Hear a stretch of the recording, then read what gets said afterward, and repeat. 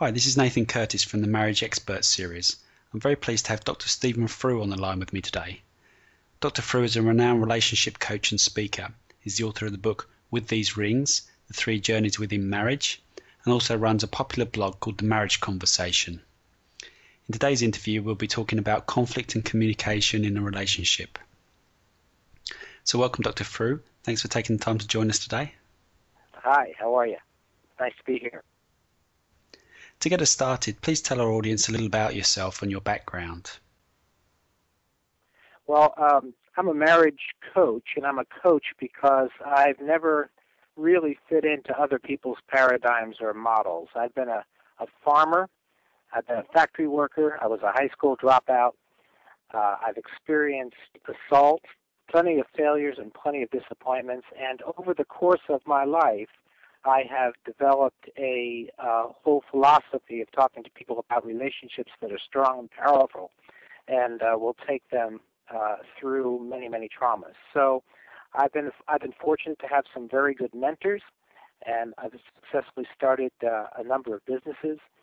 I have a large and loving family, and what I do today is coach couples and coach leaders in relationship excellence. Now, what is it that makes your work unique? Well, what's different about the book With These Rings, and I'm writing a second book, From Marginal to Magnificent, How to Make Your Marriage Sing, which should be out this summer.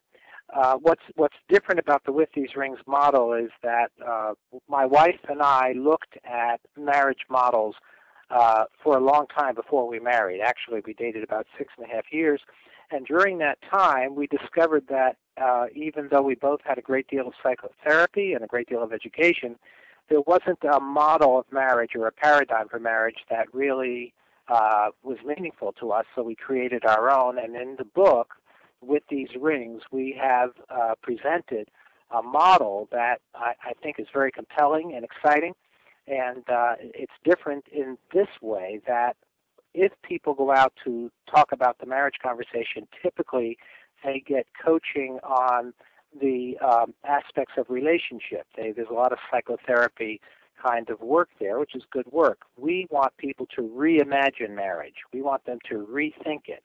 We want them to go to the basic roots of what a marriage is there for and decide and create their own marriage paradigm using our model to help them so that they can create new conversations between partners.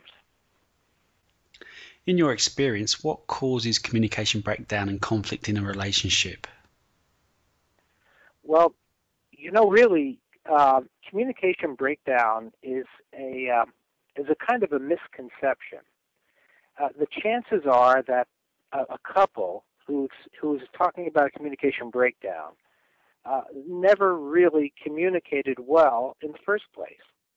Their lack of communication was obscured by the presence of hormones and new love, a period that can carry a couple 4 or 5 or 6 years, about the time, incidentally, when most couples that are divorcing separate, around the 5, 6, 7-year time. So communication breakdown is a little bit misleading in that if you don't know how to communicate from the origins of your relationship, what's going to show up when the hormones die down and the new love kind of is getting comfortable is that you haven't been communicating and that you really need to start to learn how to communicate. Now that feeds into the issue of conflict because the inability to send meaningful messages to your partner, to your honey, and the inability to receive your honey's messages in a meaningful way is a major cause of conflict. Fear happens. When I can't communicate or I can't hear what my partner is saying, I get afraid. And when I'm afraid, my fear will tend to show up as anger.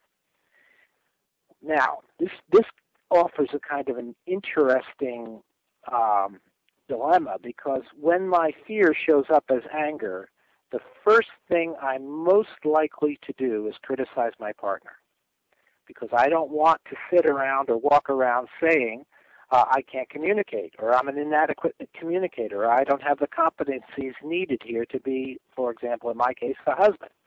So I'll start to get angry. And in the anger, I'll start to diagnose her and blame her. There's a wonderful book written by a friend of mine, Bruce Sterman, and I love the title. The title is "We Have a Good Relationship If It Weren't for You." And that kind of encapsulates what happens with conflict as a result of communication. Of course, there are other sources of conflict.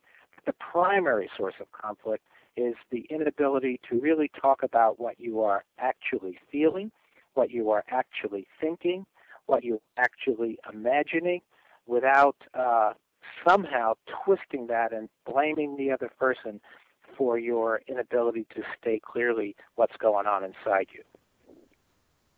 Often in these situations, one partner in a relationship is unwilling to actively participate in resolving the communication issues. Are there things that one partner can do alone to improve the situation? Absolutely. We of course, in fact, I just got off the phone with a woman who's been in a marriage for 27 years, and her husband is an engineer, and she says he just won't communicate with me. He doesn't want to go to therapy. What can we do? So I use a very simple image from that used to be when I was growing up here in the United States on all the railroad track crossings. It said stop, look, and listen. Those three words, if a person that is the one that's carrying the consciousness, the one that wants to see some change, if that person can take those three words and say stop, I'm going to stop diagnosing my partner, I'm going to stop criticizing my partner, I'm going to stop blaming my partner, and that's number one. Number two, I'm going to look, try to see who my partner is. Who is this guy that doesn't want to communicate? What's going on for him? I've got to develop some curiosity instead of my blaming, shaming, criticizing, diagnosing self. I got to develop some curiosity about my partner and start to ask some important questions. Who is this person? What is he most afraid of? What does he most want with his life? And then when I do that, I can start to listen if I can get in that place. Now, the listening comes from creating what we like to call, my wife and I like to call, the conversation. We capitalize that. Capitalize T, capitalize C, the conversation. And what it is we ask a person in the situation with this woman I just talked to, we ask her to say something like this. Look, I take 100% responsibility for the fact that we no longer communicate in any meaningful way. I'm going to take 100% responsibility. I'm going to say that's all mine. And that'll get their attention. And then you say, I'd like to have a conversation with you where we explore what each of us is willing to do about that. Are you open to that?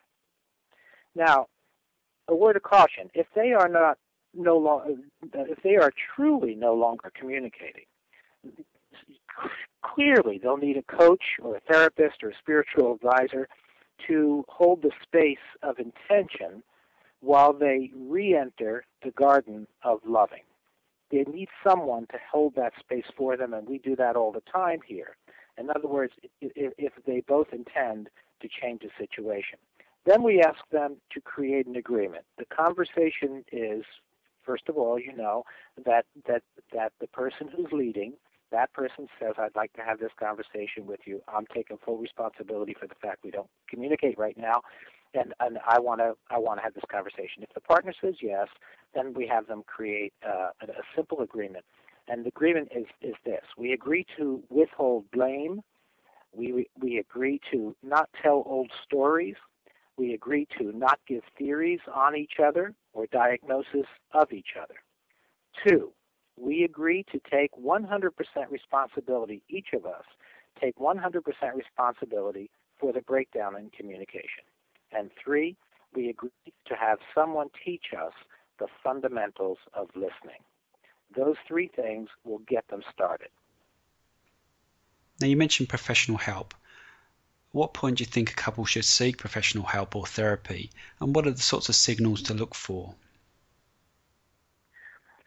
Well, I think the first signal is while when both of them are willing to seek professional help, that's a good point to seek professional help. Here's what I mean by that. Many couples wait until their marriage is an absolute traffic wreck. They wait until one person's had an affair, or one person's walking out the door, or they're no longer doing this or that. And for me, we wouldn't wait that long to go to a doctor if we were feeling ill. We usually go when the throat is getting sore. We don't wait until we can't absolutely get out of bed anymore. So it's getting sensitive to your own marriage and your own needs in the relationship, and paying attention to that. And usually at that point, both partners are still willing to seek professional help.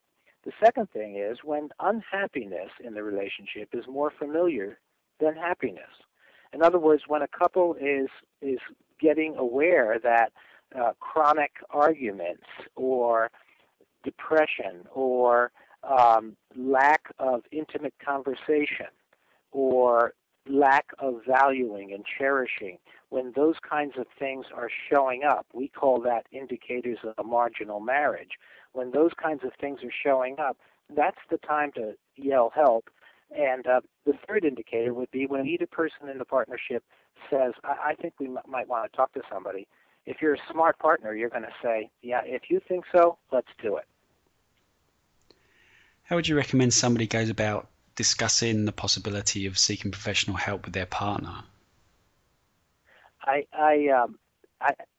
There's a man I know quite well for a number of years, and he told me this story about the change in his own marriage. He said his wife didn't want to go to see a therapist or a coach. She thought she came from a very self-confident family and a very strong religious background, and she said, I don't want to do something like that. I'm fine, and if you have a problem, then it's your problem. I can go to therapy and solve it, but I don't want to. And she kind of stonewalled. By the way, there's a therapist, researcher up in Seattle, Washington, who talks about stonewalling as one of the four horsemen of the apocalypse, the other three being criticism, defensiveness, and contempt.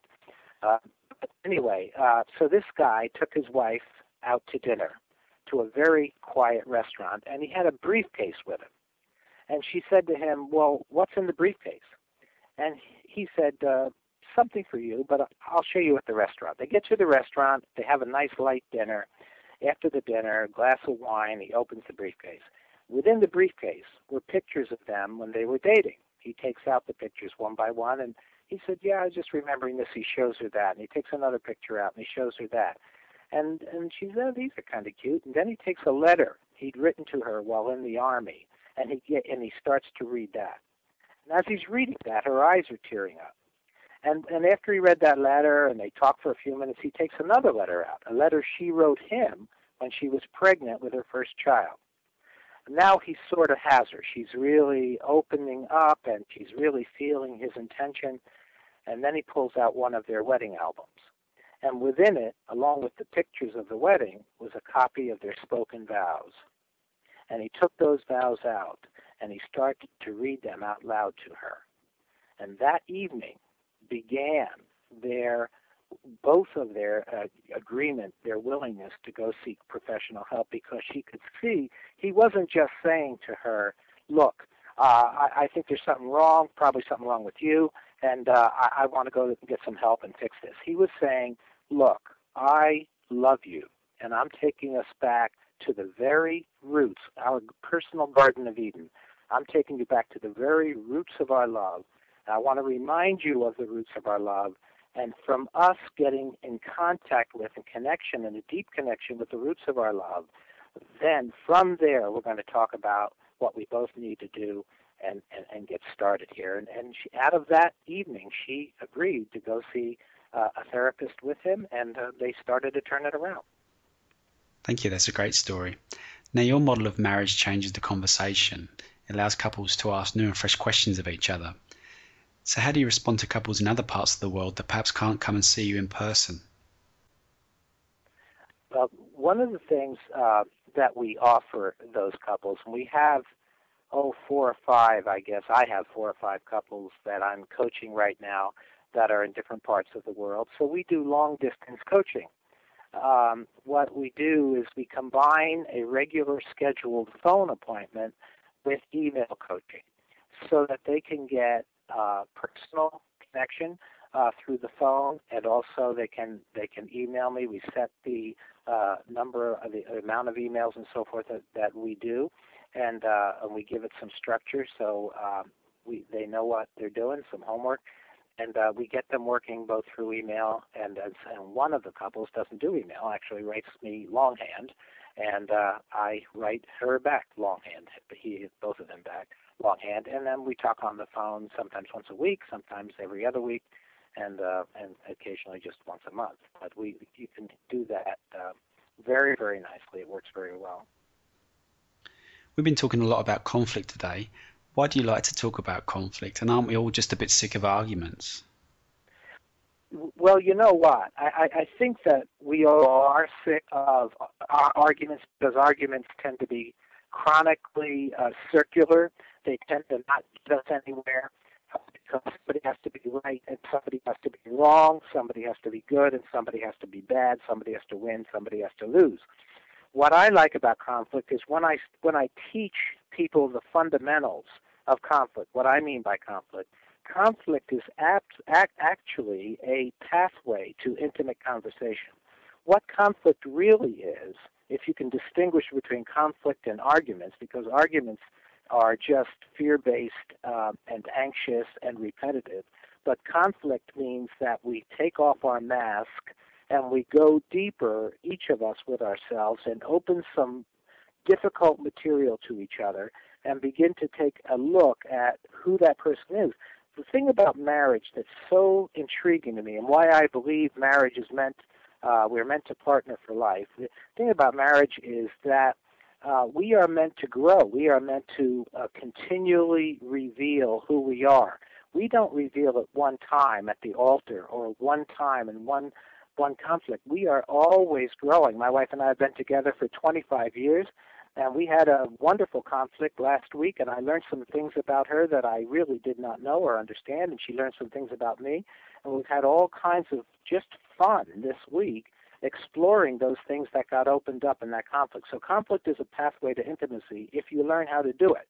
Of course, it's not if you don't know how to do it, but that's the same. The same thing is true about physical intimacy. Physical intimacy isn't very intimate if you don't know how to make love to each other, and it's wonderful if you understand some things about the human body and about your partner's emotions and psychology.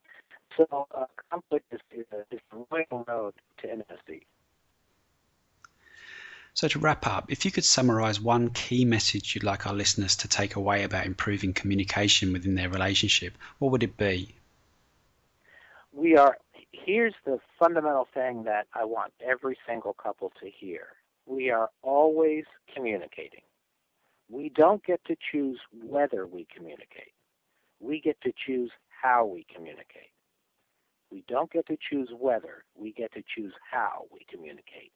And with that, this other thing is your deepest possibility as a human being lies in embracing and expanding your own loving. It doesn't lie in looking for love. It lies in being love, in loving the ones you love, and deepening that and expanding that over the course of your life. If our listeners want to find out more about you, they can visit your website, which is www.withtheserings.com. Tell us what they can expect to find there. The With These Rings website has 3 other websites addresses there as well. It has my speaker site.